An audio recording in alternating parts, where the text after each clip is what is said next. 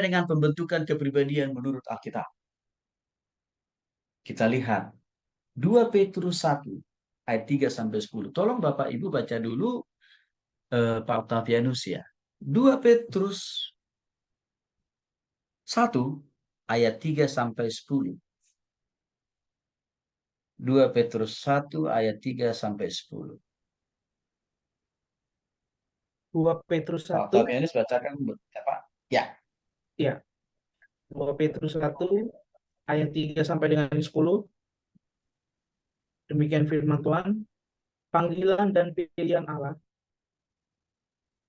Karena kuasa ilahinya telah menganugerahkan kepada kita segala sesuatu yang berguna untuk hidup yang saleh oleh pengenalan kita akan Dia yang telah memanggil kita oleh kuasanya yang mulia dan ajaib. Dengan jalan itu, Ia telah menganugerahkan kepada kita janji-janji yang berharga dan yang sangat besar, supaya olehnya kamu boleh mengambil bagian dalam kodrat ilahi dan luput dari hawa nafsu duniawi yang membinasakan dunia. Justru karena itu kamu harus dengan sungguh-sungguh berusaha untuk menambahkan kepada imanmu kebajikan, dan kepada kebajikan pengetahuan, dan kepada pengetahuan penguasaan diri, kepada penguasaan diri ketekunan, dan kepada ketekunan kesalehan, dan kepada kesalehan kasih akan saudara-saudara, dan kepada kasih akan saudara-saudara kasih akan semua orang. Sebab apabila semuanya itu ada padamu dengan berlimpah-limpah, kamu akan dibuatnya menjadi giat dan berhasil dalam pengenalanmu akan Yesus Kristus Tuhan kita. Tetapi barang siapa tidak memiliki semuanya itu, ia menjadi buta dan picik karena ia lupa bahwa dosa-dosa yang dahulu telah dihapuskan. Karena itu, saudara-saudaraku, berusahalah sungguh-sungguh supaya panggilan dan pilihanmu makin teguh. Sebab jikalau kamu melakukannya, kamu tidak akan pernah tersandung. Baik. Terima kasih Pak Doni. Nah, jadi Bapak Ibu, dasar pembentukan kepribadian atau karakter atau watak seseorang menurut Alkitab harus dimulai dari pertobatan. Untuk itu telah dijelaskan sangat begitu tegas di dalam 2 Petrus 1 ayat 3. Sebab apabila sorry, dalam 2 Petrus 1 ayat 3 jelas sekali dikatakan di sana. Karena kuasa ilahinya telah menganugerahkan kepada kita segala sesuatu yang berguna untuk hidup yang saleh oleh pengenalan kita akan Dia. Saya tekankan, karena kuasa ilahinya. Artinya karena pertobatan kita, karena perjumpaan kita secara personal, secara pribadi kepada Yesus, dengan menerima Dia sebagai Tuhan dan Juru Selamat secara pribadi, kita telah dianugerahi Tuhan. Ya, artinya bibit perubahan.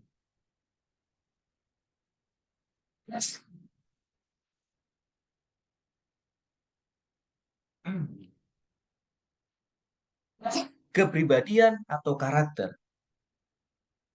ya, sudah dimulai dalam diri kita.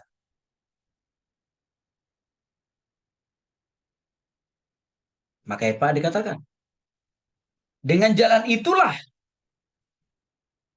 telah menganugerahkan kepada kita janji-janji yang berharga dan yang sangat besar, supaya olehnya kamu mengambil bagian dalam kodrat ilahi dan luput dari hawa nafsu duniawi yang membinasakan.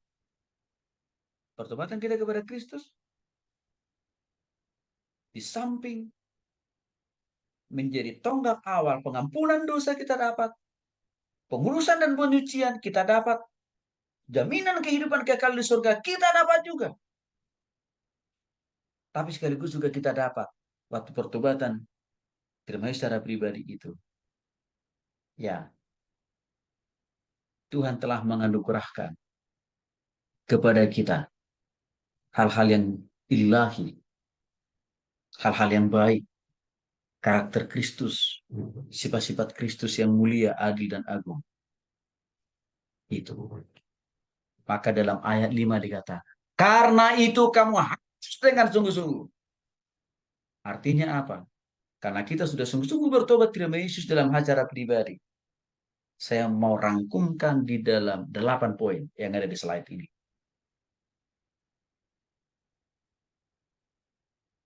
Ini kan bicara, ini bagian-bagian ini bicara tentang ya karakter-karakter kita Bapak Ibu. Yang pertama, bertambah hari, minggu, bulan, dan tahun hidup kita harus makin lebih baik. Ini kan bicara masalah kepribadian kan ini. Pengetahuan kita juga harus makin bertambah.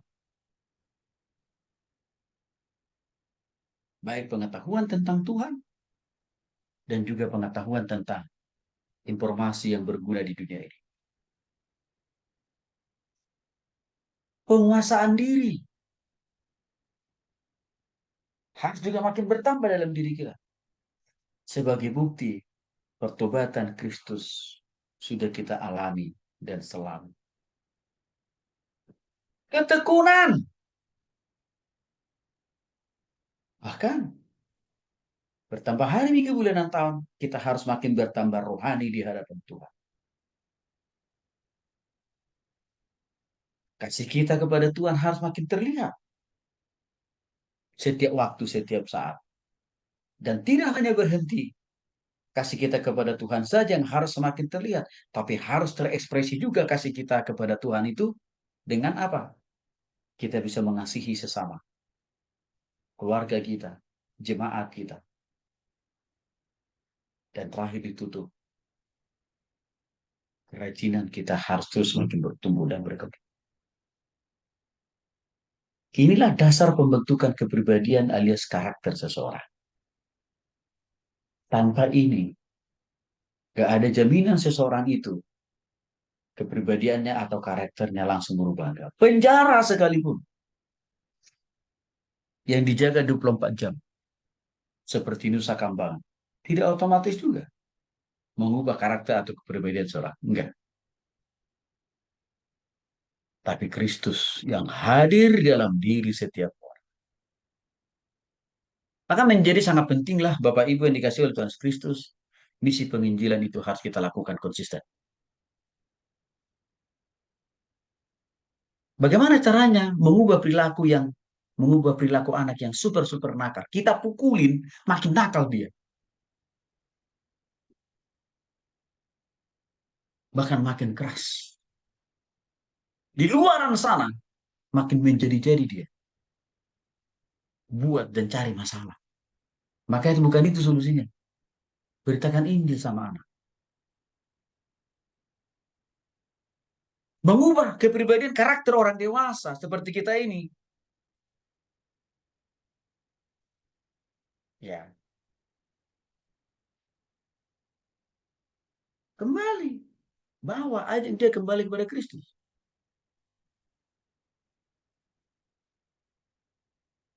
Menghentikan karakter orang yang suka selingkuh dan berzina tadi. Beritakan Injil kepada orang bersangkutan. Maka dalam kasus yang saya sampaikan tadi kepada Bapak Ibu, ya suami istri harusnya tantang lagi bertobat di rumah Yesus. Karena saya yakin hanya itu yang bisa mengubah kebiasaan buruk mereka berdua. Ya. Dan di dalam ayat yang ke-8 diingatkan begitu jelas. Sebab apabila semuanya itu, apa itu? Hidup kita makin baik, pengetahuan firman Tuhan akan Tuhan dan juga pengetahuan tentang hal informasi di dunia ini makin bertambah, mampu menguasai diri, makin tekun, makin rohani, makin mengasihi Tuhan dan sesama dan rajin. Kalau itu makin terlihat dalam kehidupan kita di dalam ayat 8 dikatakan, kamu akan dibuatnya menjadi giat dan berhasil dalam pengenalanmu akan Yesus Kristus Tuhan kita. Artinya hidup kita makin sempurna. Kepribadian atau karakter kita makin berkenan di hadapan Tuhan. Ya. Ayat sebaliknya dia 9. Tetapi barang siapa tidak memiliki semuanya itu, apa itu? Orang itu tidak mau bertobat. Tidak masuk sungguh terima Yesus. Jangan berharap dia hidupnya baik, pengetahuannya, pengenalan terhadap Tuhan. Nggak mungkin. Nggak mungkin orang itu makin bertambah tekun, makin lebih rohani, makin orang dia belum bertobat kok. Maka 9 mengatakan, kalau ini tidak terjadi, tidak dialami oleh orang itu, ia menjadi buta dan picik. Karena ia lupa bahwa dosa-dosanya yang dahulu telah diampuni. Artinya bahwa Ibu, pertobatan kelahir baruan seseorang itu terukur sebenarnya. Terlihat jelas kok. Jadi kita nggak bisa bohongi Tuhan. Kita katakan kita bertobat, tapi Tuhan bisa lihat. Benarkah kita bertobat? Melalui apa? Ciri kepribadian atau karakter yang ada di sini. Maka Bapak Ibu, mari kita pakai ini juga untuk melihat pertobatan jemaat yang kita layani itu masih pertobatan yang semu atau sudah masuk dalam pertobatan yang total. Kalau pertobatan yang total harus terlihat perubahan-perubahan seperti ini Bapak Ibu di dalam hidup mereka. Ya, maka kita jauh lebih lihat lagi ciri-ciri kepribadian Kristen atau ciri-ciri karakter Kristen.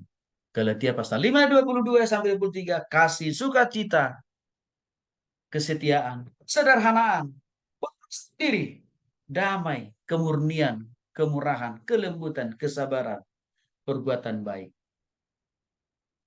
dan lain-lain sebagainya. Ini harus tercermin di dalam